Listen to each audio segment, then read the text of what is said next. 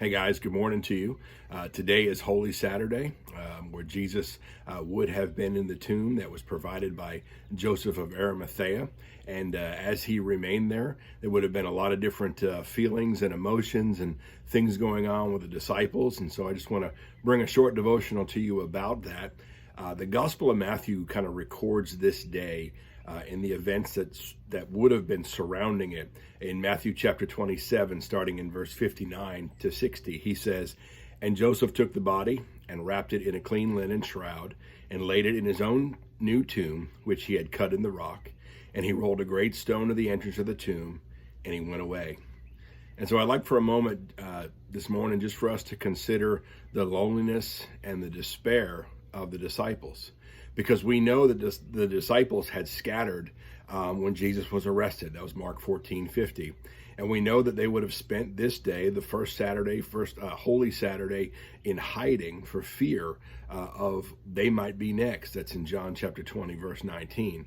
And the day between Christ's crucifixion and resurrection would have been filled with grief, shock, uncertainty, maybe despair, certainly hopelessness. And these words are words that signify what the devil wants us to feel every single day. He wants us to believe that life is uncertain, that life is filled with doubt, that life has no happiness and no joy, that life is uncertain, that there's constant miserableness everywhere. And maybe you felt this way too. Maybe, today being Holy Saturday, it's kind of a quiet day, a day of unknown, that you have felt this way, alone and without anyone to lean on. But you see, the greatest thing in the world is about to happen, and it's what we recognize and remember tomorrow. Because the story doesn't end at the tomb. The story doesn't end with Jesus saying, "Well, I'm gone," and that's it. Because what happens tomorrow on Sunday, we need to let the church bells ring. We need to let the saints rejoice. We need to let the redeemed celebrate that Jesus is alive. You see, we say all the time, Sunday is coming. And let me just tell you, Sunday is definitely coming. See, what goes on today is uncertainty and just miserableness. Hey, he's gone.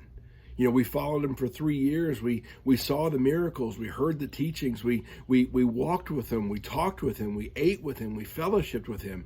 And now he's gone and we have nothing. And even the guards that were placed at the tomb by the Roman government could not prevent what was going to happen tomorrow. And right now, even today, we are called to rejoice. We are called to celebrate. We're called to remember what he did on that tremendous day and not be filled with loneliness and despair and doubt and uncertainty and this constant feeling of, I don't know what's next. Jesus himself promised that he would come back. Jesus himself promised that he would be resurrected. Jesus said, "Listen, I'm going. You may tear down this temple, but in 3 days I will build it back up again." And everybody laughed and mocked him and said, "How can this possibly be?" And then we know when Sunday came, he walked out of the tomb. And why is it that you and I can't rejoice today? Well, we ought to be able to. So my question to you, my challenge to you is actually very simple. Will you? Will you rejoice, even on an uncertain day like today? I mean, we don't know what the rest of today brings. We don't know what tomorrow is going to bring. We certainly have no concept of what next week is going to be. So what we have is right now in this moment today, that we should celebrate, that we should rejoice, that we should say, listen, the story doesn't end in the tomb. So a bit of personal testimony. I've seen the tomb. He's not there. There are no bones in the tomb. It is empty. And you and I should rejoice at that. You and I should say, you know what? He's alive. And friends, Sunday's coming.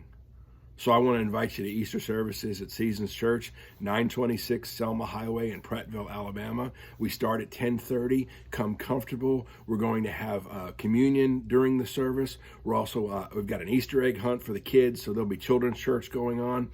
And I want to promise you something. Tomorrow, we're going to rejoice at who Jesus is. Not who Jesus was, who he is, and then who he will be when he returns one day for his church.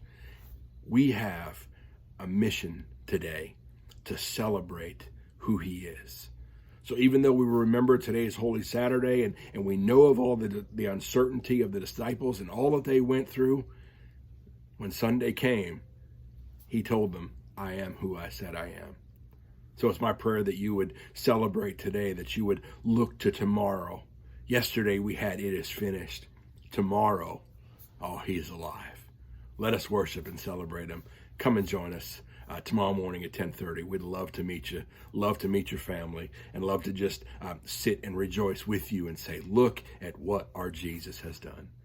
God bless you guys. I hope you have a great day, a great remembrance of the fact that our Savior is alive.